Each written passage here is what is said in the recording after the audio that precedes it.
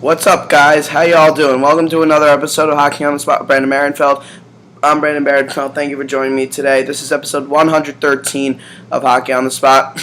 I apologize for not putting up a couple videos over the past couple weeks. I've been extremely busy. I said I was going to possibly do more playoff updates before they began, but now I will not be able to, obviously, because now the regular season is over. So to make it up to you guys, I'm going to be doing videos for the next 3 days, including today.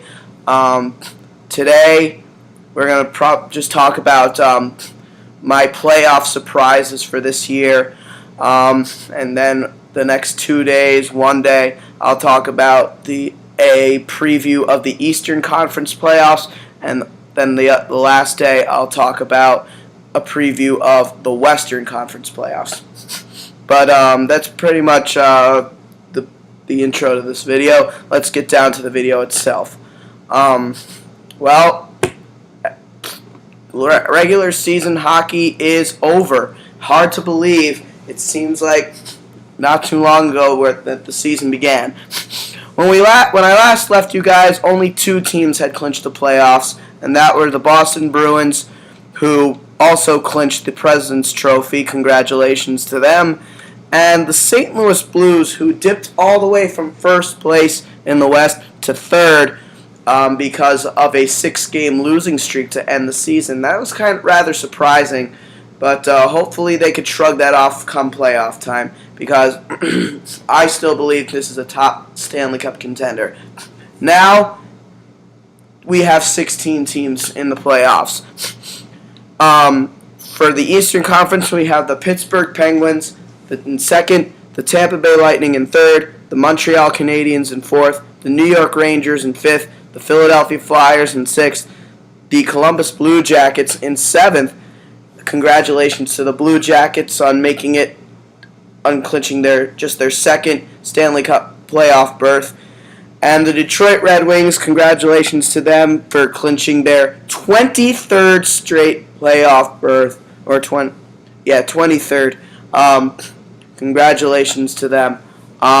This is a team that just will not back down and just won't miss the playoffs. So congratulations to them. For the Western Conference, we have the Anaheim Ducks in first. They clinched the Western Conference, courtesy of the Blues' 6-game losing streak. They're now in third. And also because of their losing streak, the Colorado Avalanche stole the division from them. This is kind of a letdown when you think about it. They had a huge point lead over the Avs and the Hawks for the division. They finished just 4 points ahead of the Hawks, and the Avalanche obviously took the division from them 1 point. The Blues lost their final game yesterday to the Detroit Red Wings. That allowed for the Avalanche to get the division.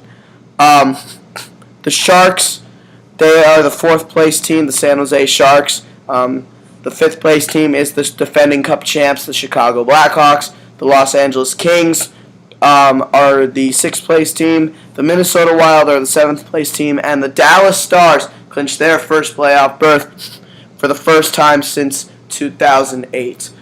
So congratulations to them. 6 years since they were last in the playoffs.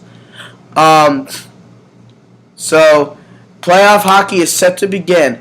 And but before we go any further, really for today's video, I just kind of want to talk about my big playoff surprises for this year, as well as pay a tribute to a few players. We'll do that second. First, let's talk about the playoff surprises this year. I think the biggest for the East, I think the biggest surprise of all to me,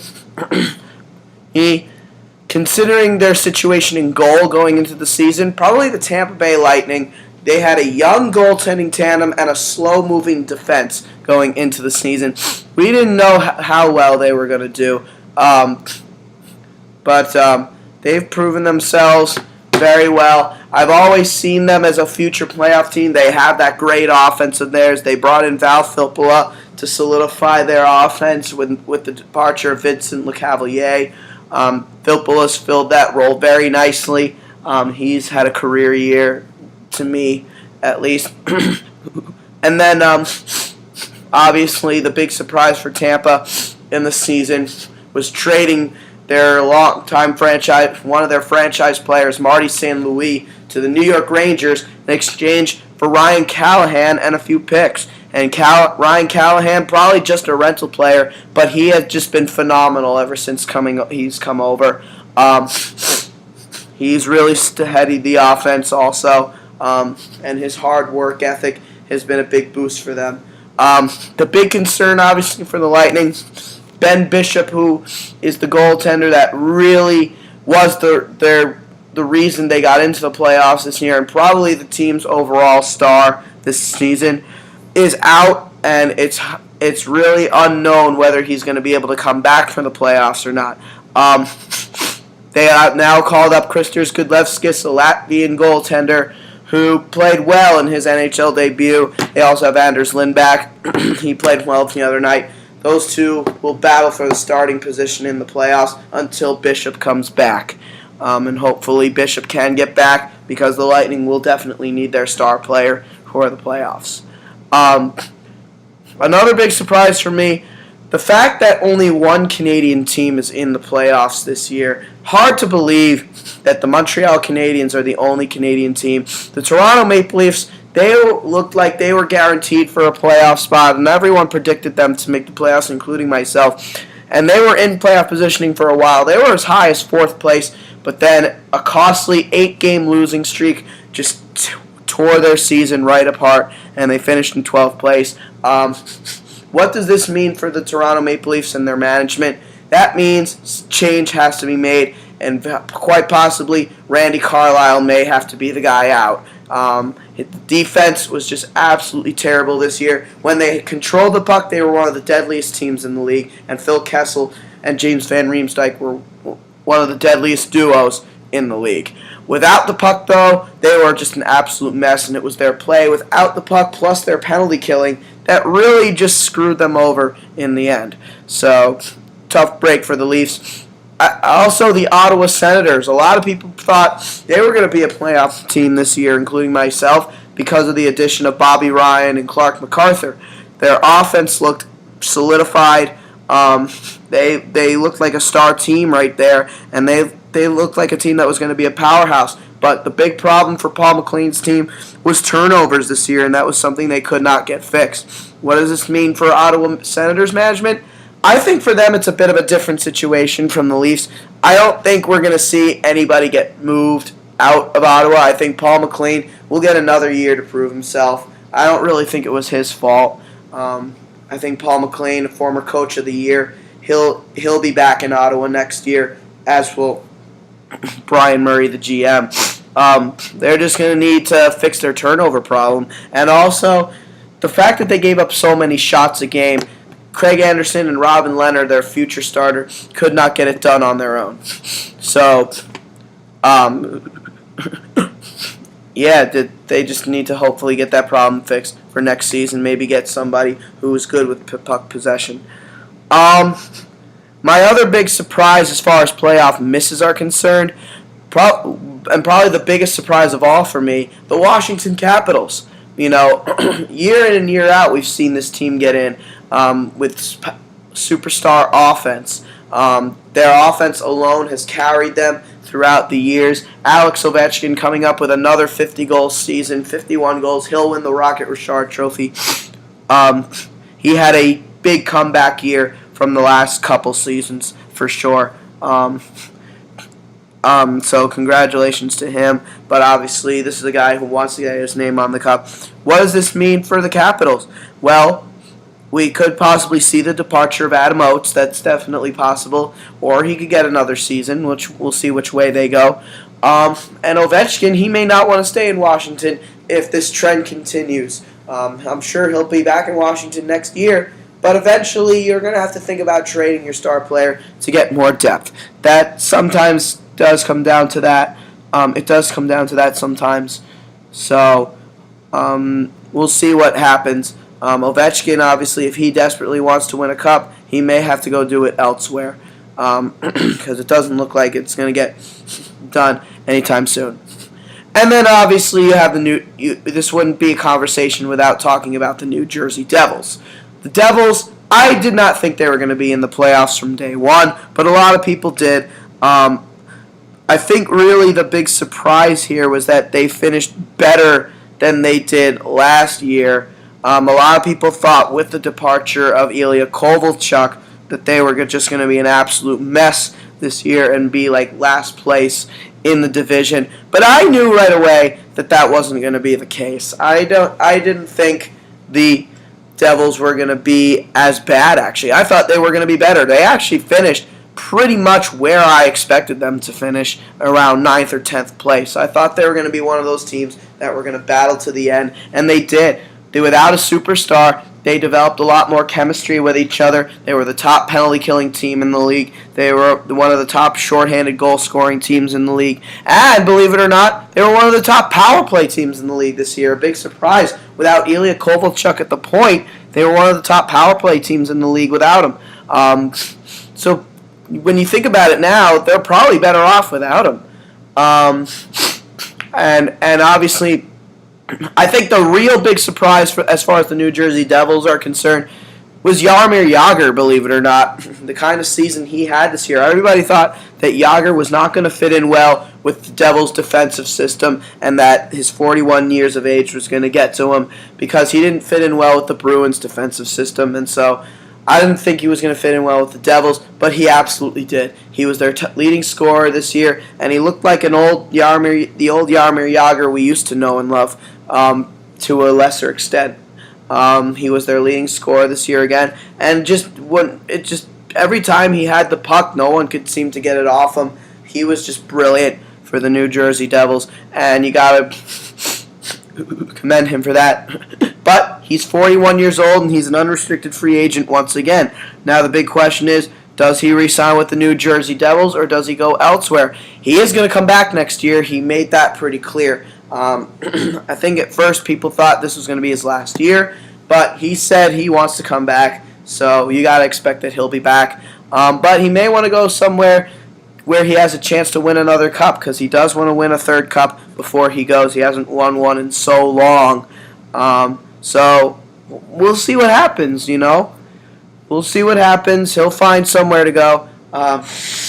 There'll be someone interested in him, including the New Jersey Devils. They're going to try to get him back, obviously. But until he retires, it'll probably be 1 year signings, and that'll probably be it. Obviously, yeah, that's pretty much the situation with the New Jersey Devils. And we'll talk more about them in a little bit. I'm going to have some players to recognize in a little bit. And then, of course, you got the New York Islanders, who made the playoffs last year, but obviously they set back this year like I thought they would. The Carolina Hurricanes, I pretty much, I was actually kind of surprised they didn't make it. I thought Cam Ward was going to be a big force, an absolute force in net for them. But again, a lack of offense for the team. Their offense was terrible this year, as well as Cam Ward having a rough year and another injury-prone year. It really did not help the team. What prevented them from finishing worse than they did was the backup goaltender, Anton Khudobin. He was probably their best player this season. He just battled to the end. And also when he was healthy, he had an injury at one point. At one point, they lost both their goaltenders, and I think that really killed the Hurricanes this season. I thought they probably would have been in instead of the Red Wings. And now back to the big playoff surprises as far as making it go, because you also got the Florida Panthers and Buffalo Sabres, but we don't need to talk too much about them there. I didn't think they would be going anywhere anytime soon. Congrats to the Philadelphia Flyers for making it in. I actually didn't think the Flyers were going to make it in this year because of how tight it was. And they looked like they weren't going to in the beginning. At the beginning, they were god-awful. Claude Giroux could not score a goal to save his life. He didn't get his first goal until November, and he finished the season with almost 30. So congratulations to the Flyers. They came up with such a big team. Obviously, they'll go up against the New York Rangers in the first round, arch rival right there. So congrats to the Flyers on making the playoffs. I was kind of surprised. And Steve Mason, how about him? a rebound year for him after some miserable years. After winning the Rookie of the Year in 2009 over Bobby Ryan, which surprised everybody, he just could not. He just seemed to have lost it. And then he comes to the Flyers and he just dominates. Ray Emery was also pretty good in the backup role. However, the Flyers also in some goaltending trouble. They could be without Steve Mason. He got injured in the game against the Pittsburgh Penguins. It's possible that they just took him out for a precautionary reason, but they are going to need Mason for the playoffs for sure. They want him to be their starter, so we'll see what happens. I think at one point, too, a lot of people had given up on the New York Rangers. They were another team that got off to such a bad start in what's been pretty much a miserable year for the state of New York in general as far as sports are concerned. But the New York Rangers have defied the odds. They're fifth place. They rebounded in the second half of the year. Coming out of the Olympic break, they were very successful, and this is the first time we could actually say that. They've never been successful coming out of an Olympic break. So congratulations to them for being successful after an Olympic break for the first time. And then, congratulations to the Columbus Blue Jackets. First playoff appearance since 2009, second overall for the franchise, first year in the East. They were another team I feel like got off to a bad start during the year, but Sergei Bobrovsky really held the fort. Last year's Vezina Trophy winner could quite possibly be in the talks for winning the Vezina Trophy again, but the Blue Jackets, just phenomenal year for Bobrovsky. And how about Ryan Johansson? He is a star in the making. He had a breakout year. He was their leading scorer. And they have a lot of depth now. They would go in without Rick Nash, and they get more depth. You know, they got Brandon Dubinsky. They got Artem Anisimov, both who were traded to the Jackets in the Rick Nash trade. They're a lot more stable now. They got Marian Gaborik out of Columbus. They really didn't get much in return.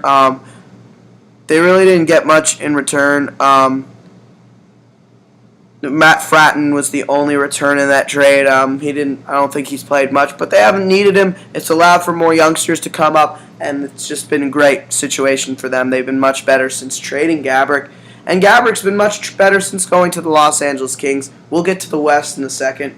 I've been talking so much about the East. But the Jackets, congrats to them. And then again, the Detroit Red Wings, I thought they weren't going to be in this year. And they really looked like they weren't going to be. They were just so bad at home for most of the year. They really didn't get good at home until the end of the season. And the Red Wings just made the final push, and they got in. I don't think they're going to be in for a long time, but they're in. So congratulations to them. Okay, now let's shift over to the Western Conference. Obviously, don't need to talk too much about teams like the Edmonton Oilers or the Calgary Flames. Well, actually, we probably could talk about the Edmonton Oilers a little bit. Don't need to talk too much about the Calgary Flames. I didn't think they would make it, and I didn't think the Winnipeg Jets would make it. So we don't need to talk too much about them. Let's talk about teams like the teams I thought were going to be in but didn't make it. I thought, like the Phoenix Coyotes, for example. I actually did think they were going to make it, and I think a lot of people thought they were going to rebound with the addition of Mike Ribeiro. Mike Smith had a phenomenal year, rebound year from last year, but what just destroyed their playoff chances, he got hurt against the New York Rangers. It was a season-ending injury, and that just killed their playoff chances. That pretty much ended their season. They almost made it, but they just came up shy. They were the last non-playoff team to be eliminated, but the Dallas Stars obviously taking the spot over them. So I feel bad for the Coyotes a little bit. I felt that they had a big chance to make the playoffs. Maybe next year, Yotes fans. Oh, and of course, be aware, last night's game against the 2-1 win over the Dallas Stars was the last time that they will be known as the Phoenix Coyotes. For next year, they will be known as the Arizona Coyotes. So, looking forward to that. Not just representing Phoenix, Arizona, but representing the entire state. The Nashville Predators were another team that I thought would get in, and they probably would have had it not been for the injury to Pekka Rinne. Rinne was out for almost the entire season. They had to rely on goaltenders like Carter Hutton and Marek Mazanec, who played well, but you need a starting goalie. They tried to bring in Devin Dubnyk. He did not become what they thought he was going to be. He did not solidify their goaltending situation until Rinne got back like they thought he would. They ended up getting rid of him. But then when Rinne came back, they played well. The Preds made a push at the end, but it was just a little bit too late. If Rinne had been healthy all year, the Nashville Predators probably would have been in the playoffs. They had the talent to make it this year. They had Victor Stahlberg. They added Victor Stahlberg, a Stanley Cup veteran. Now they added Matt Cullen, a Stanley Cup veteran. They added quite a couple guys actually, and just kind of a big surprise that they didn't make it. Feel bad for them. Kind of wanted to see them back in the playoffs. Seth Jones, he had a solid rookie year. I don't think maybe he was as noticeable as maybe people would have thought he was going to be in his rookie year, but he's a developing player. He's a young player. He's going to be an excellent blue liner for years to come. And one day he will be their star on the blue line. You got to anticipate that one day he'll surpass Shea Weber as their star on the blue line. Guys like Shea Weber and Roman Josi. But we'll see. They got a strong defense for next year. So we'll see what happens. And then obviously, what conversation would this be without talking about the Vancouver Canucks? The Canucks, they were great for most of the year. Actually, they were in playoff positioning for a while. They had, I believe, the 4th or 5th seed, as high as one of those two seeds. And I think they were as high as the third seed at one point. They were playing some great hockey under John Tortorella. What turned their season around was that game against the Calgary Flames, that brawl that occurred just 2 seconds into the game, and then at the end of the first period, John Tortorella going to the Calgary locker room and threatening to hurt the team, as well as the head coach, Bob Hartley.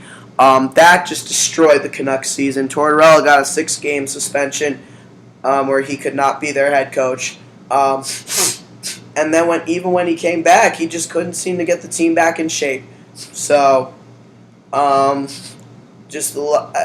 just came to that. And a lot of players just were unable to fit in John Tortorella's system as the year progressed. Alex Burrows being probably a primary example, could not seem to get on the board as much as we've seen him get on the board in years past. This is a former 30-goal scorer we're talking about. He didn't have that many goals this year. And then, of course, you got the Sedin twins. They didn't really seem to fit under Tortorella's defensive system. I really have to say the only player who really kind of seemed to fit Tortorella's system was Ryan Kessler. He was probably their best player during that miserable stretch of not being able to win games. And then, of course, Vancouver making a huge mistake near the trade deadline, trading Roberto Luongo back to the Florida Panthers for Jacob Markstrom and Sean Matthias. Matthias, I thought, was a good addition for them. Markstrom, he'll be good. He'll be a good backup goalie for them. They want Eddie Lack to be their starter in the future, and he's going to be a good goalie for years to come. But the timing of the Luongo trade was just not good at all. That was not good that they traded him at this time. This is a guy who should have been traded last year, and Corey Schneider should not have been dealt. Now, obviously, Corey Schneider did not have a great year.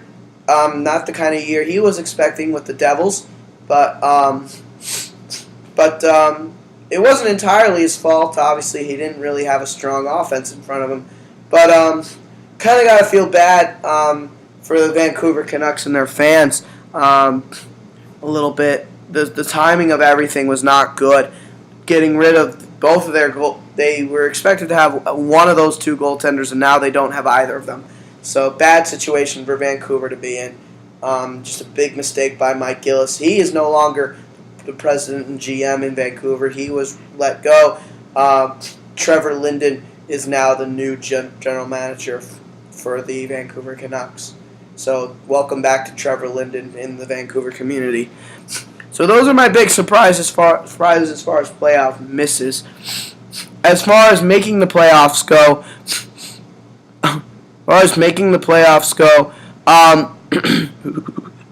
obviously you really got to factor in the Dallas Stars. Kind of a surprise the Stars didn't make the playoffs. The Stars made the playoffs this year. Obviously, I did not have them making the playoffs this year.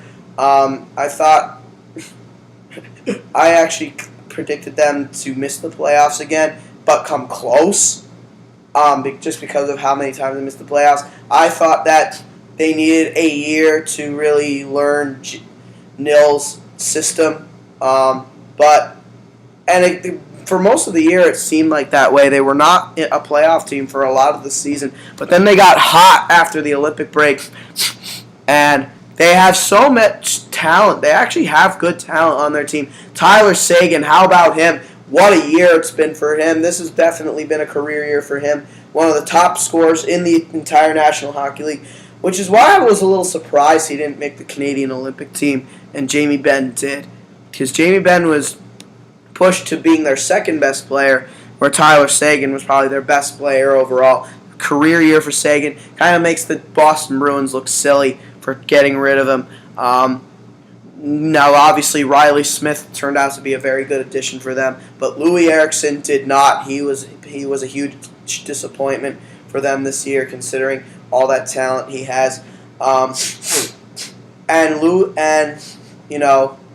Tyler Seguin has been a great addition for the Stars, as was Rich Peverley, until obviously he collapsed on the bench. But Peverley might want to come back now that the Stars are in the playoffs. I actually would not be surprised to see Rich Peverley make a return. This is a guy who works hard, and to me, I feel like they would need Rich Peverley if they're going to go far in the playoffs. He's a veteran in the playoffs, a Cup winner with Boston, and a two-time finalist. So I feel they're going to need Rich Peverley. So for their sake, I really do hope he comes back. But I do think it's a surprise the Stars made it. And besides, they're also a very young team. So congratulations to them. But to me, the biggest surprise of all, probably in the entire National Hockey League as far as making the playoffs go, the Colorado Avalanche. The Colorado Avalanche, by far, the biggest playoff surprise for me. I think I speak for everybody. I don't think anybody, and I repeat, anybody predicted this team to make the playoffs or finish as high as they did. Last year, last place team in the Western Conference, 29th worst team, 29th best team in the league, which is not a good thing. Obviously, that means the second worst team. Only the Florida Panthers finished with a worse record last year than the Colorado Avalanche. But the Avalanche, being the second worst team, win the draft lottery and select Nathan MacKinnon first overall. He is the top rookie in the National Hockey League this year. Without a doubt, he will win the Calder Trophy. There's no doubt about that. And then you got to think about what they added. They changed up their entire coaching staff and their front desk. Joe Sakic, now the GM, and Patrick Waugh, now the coach. So you're talking about two great players in the National Hockey League and for the Colorado Avalanche.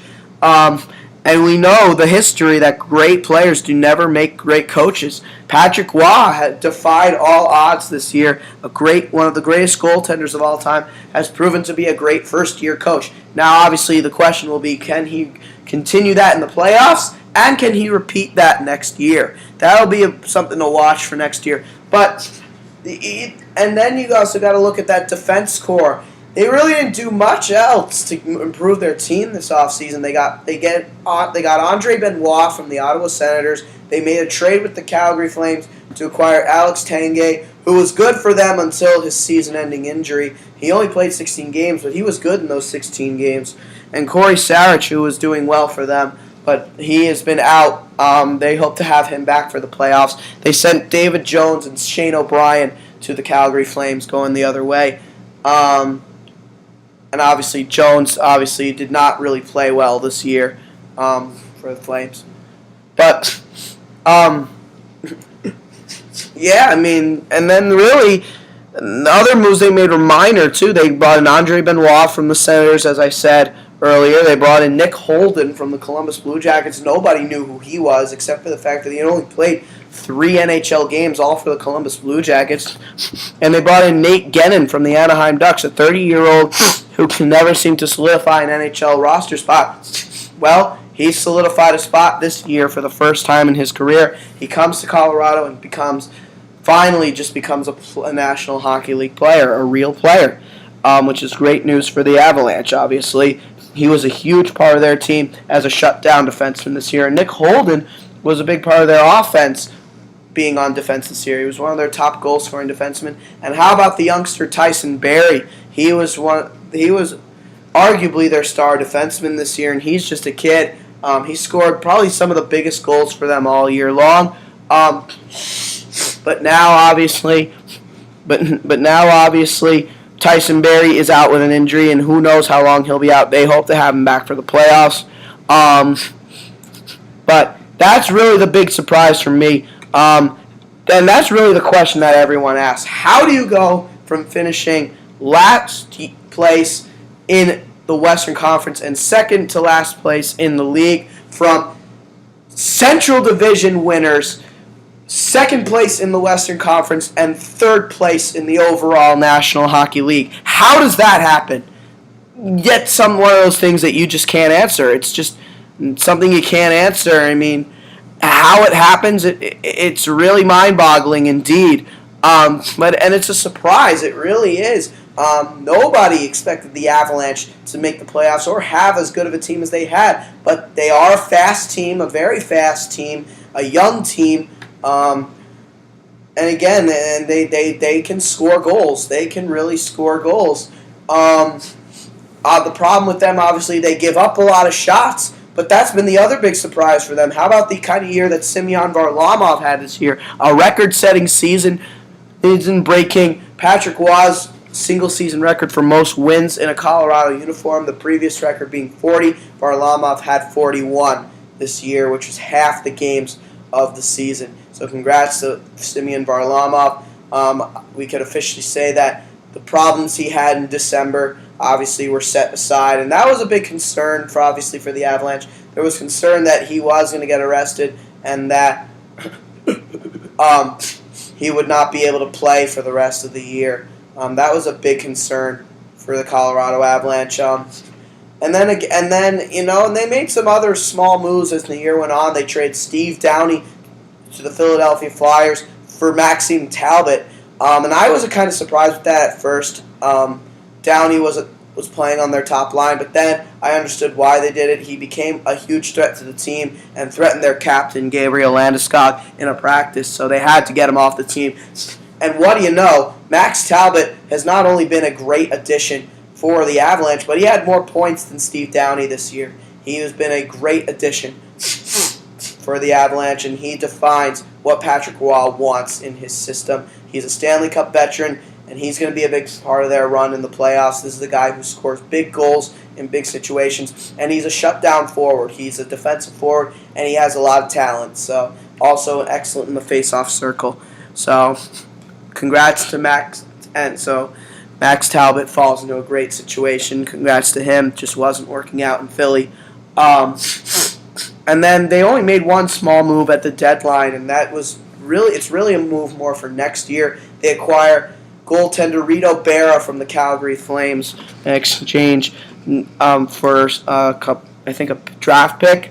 But Berra, obviously, he's their third goaltender this year. He was signed to a 2-year contract extension. He will be the backup goaltender next year, as John Sebastian Jaguar is expected to retire after the playoffs. He had a great National Hockey League career, indeed. And he had a solid season as a backup goalie this year.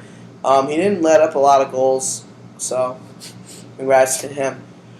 And those are my big playoff surprises for the year. Again, the Colorado Avalanche, probably the biggest surprise of all. Nobody expected them to finish as high as they did, let alone make the playoffs. Nobody expected Patrick Roy to be as good of a coach as he's been, and he'll be a nominee for Coach of the Year for sure.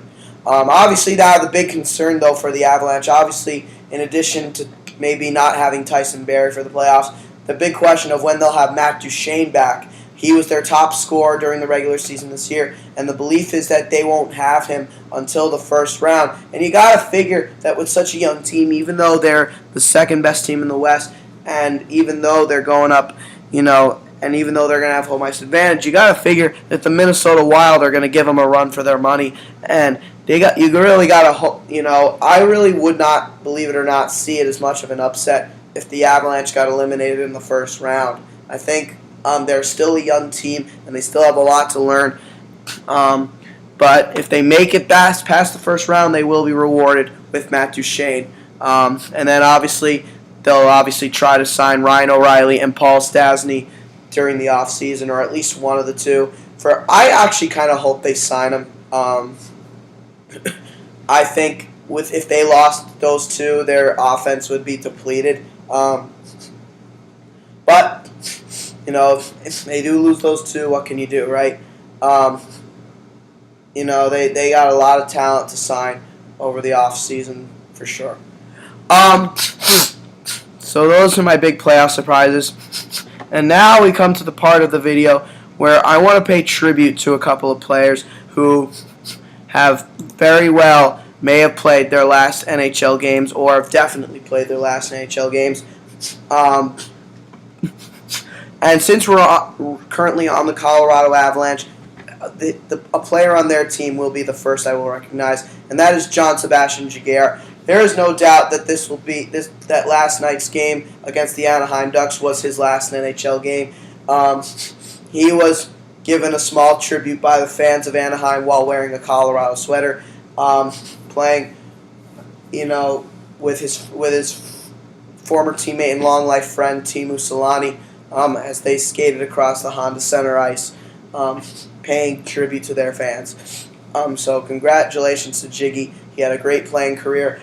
You got to think that he probably won't get a start in the playoffs. So he probably just played his last NHL game, period. Unless, of course, Varlamov has a bad game. That's probably going to be the case.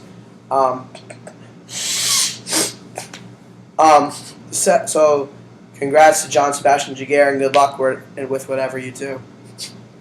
The next player I'm going to pay tribute to, Ryan Smith. Ryan Smith of the Edmonton Oilers announced that he would be playing his last NHL game this past Saturday against the Vancouver Canucks. The Oilers went on to win that game, and for Ryan Smith, he was given the honor to wear the Captain C for one game with Andrew Ference out. So, congratulations to Ryan Smith. He didn't register a point in the game, and he was a -1 for the game. But at the end of the game, very emotional ceremony for Ryan Smith. Tears were left on the ice, and he just paid a tribute to his fans. And how about the Vancouver Canucks with a class act to come back out on the ice and congratulate Ryan Smith for all he's accomplished in the NHL. Even though he never won a Stanley Cup, kind of feel bad for him in that sense. But Ryan Smith, you got to figure that his number 94 will be retired in Edmonton. One of the best players in the history of their franchise for sure. One of the fan favorites of all time as well. He also played for the New York Islanders, the Colorado Avalanche, and the Los Angeles Kings. So, good luck to Ryan Smith. He is a player who will be missed throughout the league for sure. And hopefully wherever you go, wherever life takes you, you're going to be very successful in the life after hockey. And then the next player I want to talk about, this next one I'm going to talk about, we're not really sure if he's going to retire or not. It's possible that he may even come back next year, but it would not be for the New Jersey Devils probably, and it is a New Jersey Devils player. It is goaltender Martin Brodeur, their franchise goaltender, and the best, probably maybe arguably the best goaltender in NHL history. No Devils goaltender will ever be better than Marty Brodeur, that's for sure. And it's probably going to be a long time before any goaltender ever exceeds Marty Brodeur's records in wins and shutouts. Who knows if that'll even happen at all. But Marty Brodeur, was just an absolutely phenomenal goaltender for sure. Well deserving of everything he's accomplished.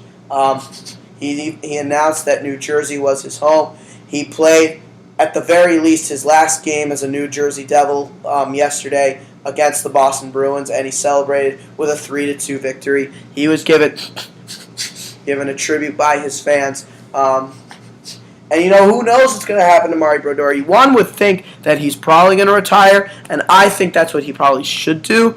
But you never know. He's got 688 wins. He only has 12 to go to get to 700. If he wants that badly to get to 700, you got to think that he may come back, but it won't be for the New Jersey Devils. That's for sure. The Marty Brodeur era in New Jersey is officially over. If he does come back, he's going to go to a team that needs a goaltender, and it will probably be a backup role. Marty Brodeur is not a starter in this league anymore. So you got to kind of figure what teams are going to need a backup goaltender. But we'll see. We will see for sure. But either way, but again, congratulations to Marty Brodeur and all he's accomplished in the NHL. And whether you come back or not, once again, hopefully life after hockey will take you to many great places. And obviously, hopefully, for your son, Anthony, will become a great goaltender in the National Hockey League. So congrats to Marty Brodeur and all he's accomplished. And then the final player I'm going to pay tribute to, and probably the most emotional one of all, Teemu Selanne. Teemu Selanne of the Anaheim Ducks, 43 years of age. He announced before the season began that he was going to sign a one-year deal with the Ducks. However, it would be his last season in the NHL. Unfortunately, he really didn't have a Teemu Selanne type season. The age finally seemed to catch up to him. He only finished with about 9 or 10 goals this year, which is definitely not Teemu Selanne-like. There weren't really any games where he exploded with offense this year. But and it just shows that that it's kind of time for him to retire. The only reason he did come back was for some unfinished business. He wants another cup before he goes out, but this is without a doubt his last chance to do it.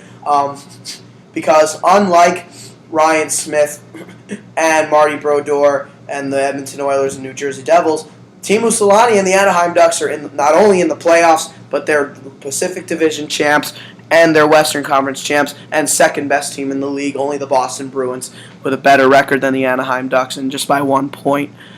For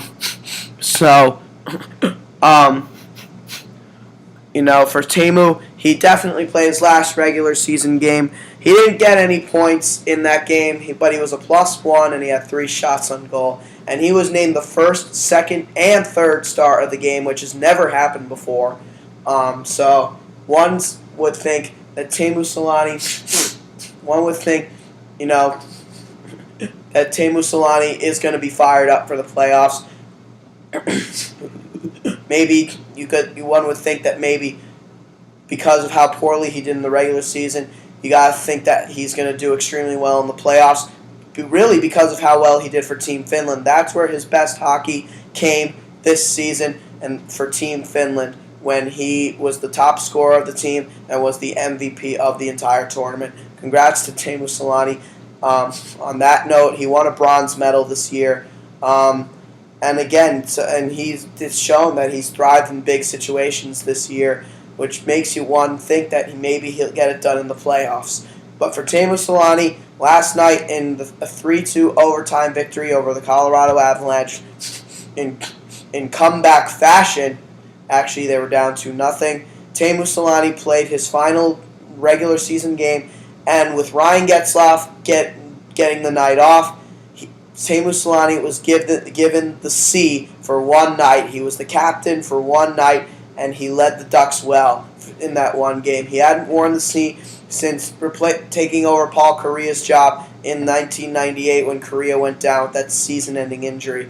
So for Teemu Selanne, congratulations to him.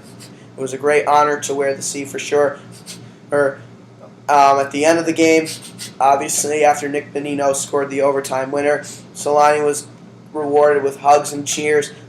again named the first, second, and third star, skated around the ice, and then, like the Vancouver Canucks, the Colorado Avalanche came back out to congratulate Teemu Selanne, and then J.S. Giguère, as I mentioned earlier, would take a victory lap with Selanne, and Giguère smiling for after a loss for probably the first time in his career. You know, he's one of the goaltenders in the league who never likes to lose a game, but he knows that it didn't really mean anything. It didn't matter which team won that game because the Avalanche had already clinched the division because of the Blues losing to the Detroit Red Wings 3-0. And the Ducks already won the Western Conference. So really, they were just able to go out in that game and play it like an all-star game and have fun. You know, they didn't have to dress their best players, or the Ducks didn't have to at least. The Avalanche kind of did, and only because if the Blues did win against the Red Wings on Sunday, then they would have had something to play for, and they probably would have played much harder as well. So, but yeah, Jiggy going around with Selanne and both of them smiling to the crowd, just a great thing to see for sure. But at the same time, you know, as emotional as it was extremely emotional to see Teemu playing his last game in the National Hockey League, his last regular season game. And from an Anaheim Ducks fan standpoint, you know, it's going to definitely take some getting used to seeing going into next season and not seeing team number 8 in your lineup. So that's going to definitely take some time to get used to. It's going to take some time to get used to, and it definitely marks the end of an era. You know, the Teemu Selanne era in Anaheim is pretty much over. Although at the same time, at the end of the day, unlike the Oilers and Devils, the Ducks are not. Selanne and the Ducks are not done yet. You know, they got some unfinished business. You know, they're going to want to go far in the playoffs, and Selanne wants to win another cup before he calls it quits. Going out a champion is what he wants to do. He will be in their roster for the playoffs for the final time in his career, and it's going to be exciting. It's going to be very exciting. And it truly is. And then there's actually one other player I kind of want to talk about a little bit. Nobody's really talked about this player much at all. But what about Saku Koivu, speaking of the Anaheim Ducks? Is this another guy who's played his last regular season game? He's 39 years of age. And you got to think that when Teemu Selanne leaves, that Koivu's going to leave Anaheim. He's an unrestricted free agent. You know, maybe he does want to play till he's 40. I really do not see it being in Anaheim, though, honestly. I think Koivu's gone from Anaheim at the end of the year. Maybe he wants to spend a year with his brother Mikko in the Minnesota Wild. I think he would be a great addition for the Minnesota Wild. But at the same time, maybe he played his last NHL game as well. Maybe he goes to Europe at the end of the year. Who knows what will happen to Saku Koivu? But he was not given any kind of tribute at all. But he's also a guy nearing the end of his career, and he has yet to even make the finals. He wants a ring before he calls it quits, which is going to motivate the Ducks to really have a good run in the playoffs. So hopefully they do. You know, it would be great to see them win another cup. Am I expecting them to win the cup? Probably not. I really am not. I really still am pretty confident that the St. Louis Blues, despite the 6-game losing streak, will pick themselves up in the playoffs, and that they'll, you know, probably win the cup. One's got to think they have a lot of talent on that roster. So we'll see what happens. It's going to be a very interesting postseason for sure. It really will be. But yes, the Stanley Cup playoffs have arrived, folks. The 2014 Stanley Cup playoffs are here, and it's going to be a very exciting time for sure. And that's pretty much it for this video. Next, again, as I said, I will be doing videos tomorrow and Wednesday as well. One day will be the Eastern Conference playoff preview, and then the next day will be the Western Conference playoff preview. The order I'm going to do it in really depends on which preview is done tomorrow. So we'll see what happens. Until tomorrow, guys, This has been episode 113 of Hockey on the Spot with Brandon Barenfeld. I'm Brandon Barenfeld. Thank you guys for joining me today. I will see you all tomorrow. Thank you and have a great day.